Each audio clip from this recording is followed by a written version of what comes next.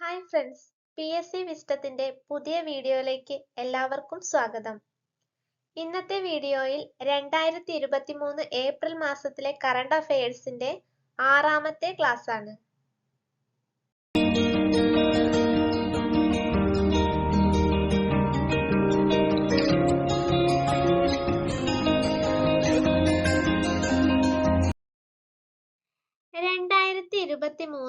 G7 ഉച്ചകോടി വേദി.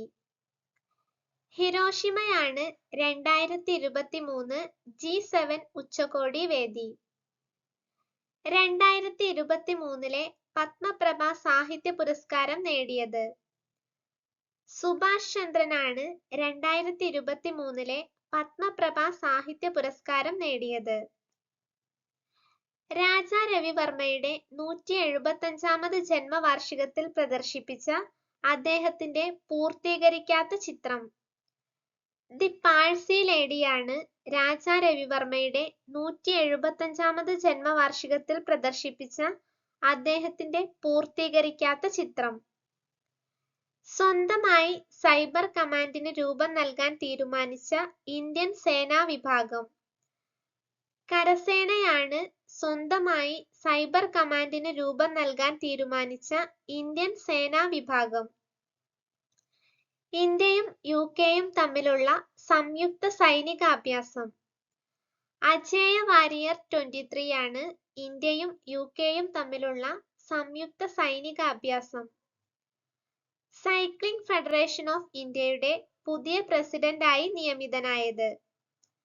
പങ്കജ് സിംഗ് ആണ് സൈക്ലിംഗ് ഫെഡറേഷൻ ഓഫ് ഇന്ത്യയുടെ പുതിയ പ്രസിഡന്റായി നിയമിതനായത്. 2023 ഏപ്രിലിൽ അന്തരിച്ച പ്രശസ്ത ഇന്ത്യൻ ബോക്സിംഗ് താരം. കൗർ സിംഗ് ആണ് 2023 ഏപ്രിലിൽ അന്തരിച്ച പ്രശസ്ത ഇന്ത്യൻ ബോക്സിംഗ് താരം.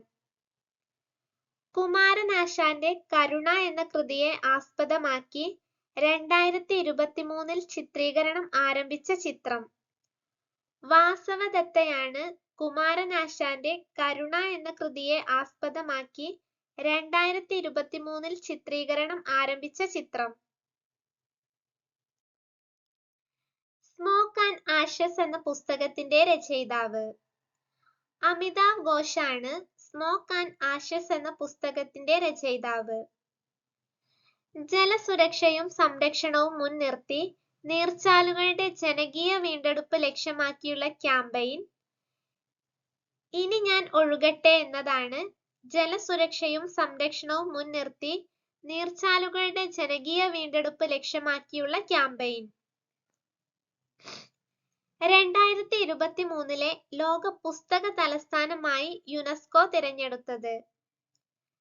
ഗാനയുടെ തലസ്ഥാനമായ അക്രയാണ് 2023 ലോക പുസ്തക തലസ്ഥാനമായി യുനെസ്കോ തിരഞ്ഞെടുത്തത്. 2023 നിർമ്മാണം പൂർത്തിയായ ഇന്ത്യയിലെ ആദ്യ കേബിൾ റെയിൽപാലം നിലവിൽ വന്ന കേന്ദ്രഭരണ പ്രദേശം. ജമ്മു കാശ്മീരാണ് 2023 നിർമ്മാണം പൂർത്തിയായ ഇന്ത്യയിലെ ആദ്യ കേബിൾ റെയിൽപാലം നിലവിൽ വന്ന കേന്ദ്രഭരണ പ്രദേശം. അറ്റോമിക് എനർജി കമ്മീഷൻ പുതിയ ചെയർമാൻ. AK മെഹന്ദിയാണ് അറ്റോമിക് എനർജി കമ്മീഷൻ പുതിയ ചെയർമാൻ.